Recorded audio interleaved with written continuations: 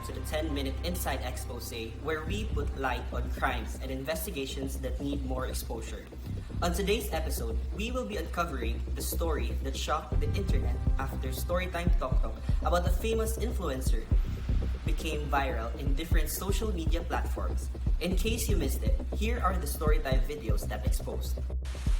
Hey Raindrops, I bet you guys are wondering where I've been for the past 4 days. You see, I've been admitted to the hospital because I fell down our stairs.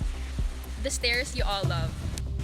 It wasn't my fault that I fell down. It was because of the design. As you can see,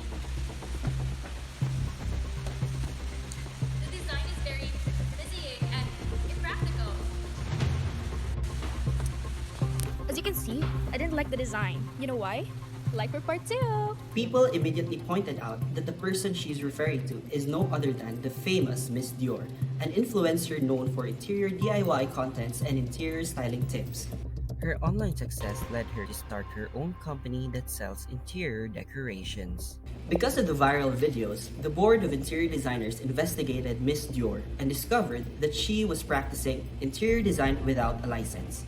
Miss Indy Dior violated Republic Act 10350 or the Philippine Interior Design Act of 2012. This is because upon our investigation, it is discovered that Miss Dior was the one who designed the staircase of Miss Renee's home as evidenced by the CCTV footage of Miss Renee's foyer, which is showing Miss Dior and Miss Air entering the premises for a design consultation. Miss Dior offered Miss Renee interior design services such as interior evaluation, design recommendations, budgetary estimates, and even oversaw the construction of the glass staircase, which resulted in Miss Renee's injury. Based on Miss Dior's email response to Miss Renee, she stated that she was not an interior designer, but an interior stylist. Thus, she is not liable to any of the damages and injuries caused by the staircase. This statement further gained our attention for it deduced that Miss Indy Dior is pretending to be an interior designer and she doesn't have any valid certificate of registration or professional identification card to prove otherwise. Furthermore, there is a proof that the glass staircase did not follow any building code standards and safety requirements needed in its construction and functionality, and these codes and standards are known to all interior designers. Miss Indy Dior instead violated Section 34A1 of the Republic Act 10350. It is clearly stated that a person who is rendering services equivalent to an interior designer's services without a license will be punished by a fine or imprisonment. As of now, Miss Dior is still silent about the issue and haven't released any statement on her defense. But the story has yet to end because upon further investigation, her foreign business partner and fellow content creator is also practicing interior design in the Philippines with no special permit. So, upon further investigation, we discovered that her business partner, Miss Air, is a foreign interior designer. If proven guilty, Miss Air will receive charges of illegally practicing interior design in the Philippines without the special or temporary permit nor a Filipino interior designer counterpart to oversee her. In Section 30 of the RA 10350, a special or temporary permit are given to the foreign interior designers who have a unique design knowledge that will benefit the Philippines. Being that Miss Air has no unique knowledge to interior design, she is more likely to be found guilty on these allegations. Furthermore, she will also receive additional charges for abetting the illegal practice of interior design of Miss Indy Dior. In hopes of clearing her name, here's the footage of Miss Farine Air who answered a reporter regarding the issue. Hi guys, so I bet you've been hearing about all the news and all the allegations about Indy and I, but I just want to tell you my side of the story. I wasn't aware that what we were doing was against the law.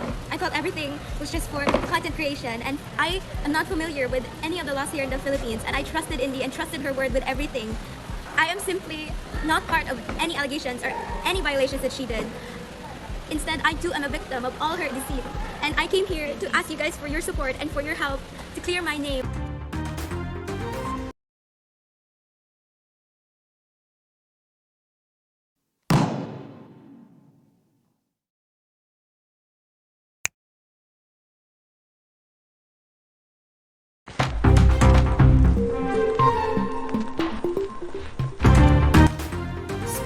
the business, the selling of decorations was just a facade. As it turns out to be the last layer of this case, Miss Dior and Miss Air actually call and advertise themselves as interior stylists. The duo would allegedly accept the offers from fans to renovate their homes, and they will assure that they are licensed interior designers. Some clients would express their dismay at the high price of their services, but Miss Dior would explain to the clients that this is because they have a foreign take on the design. So, Miss Renee, can you give us the details about what really happened? So it all started when I purchased letters from Fan and Info Shop. And after that, they DM'd me that they could design my house. So as a huge fan of them, of course, I said yes. And when they arrived into my house, they tried to design everything, including my staircase, which was old at that time. Then, the stair design got me into an accident because first it was glass and second it was slippery. So I didn't like the design of the staircase, but when I tried to raise the issue to them, they told me that they weren't liable because they were just stylists and not designers, and it was my fault because I didn't know the difference between a stylist and a designer. It was not my fault. It's really not my fault.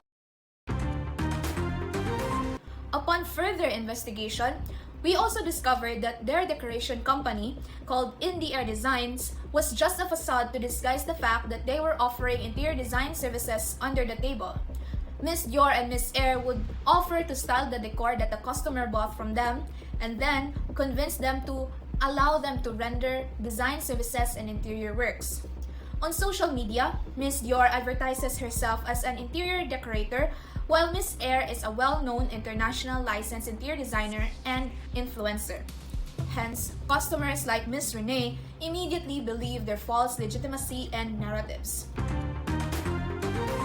Miss Dior and her company, In the Air Design, violates the Section 34A1 of RA 10350. Using the title Interior Design Stylist as an advertisement or any other mode of publicity shall be punishable by law with a fine not lesser than 300,000 but no more than 1 million, or imprisonment of not less than 6 months but not more than 3 years, or both fine and imprisonment at the discretion of the court. The case is still ongoing up to this date, and there are more and more former clients who are witnesses against Miss Dior and Miss Air.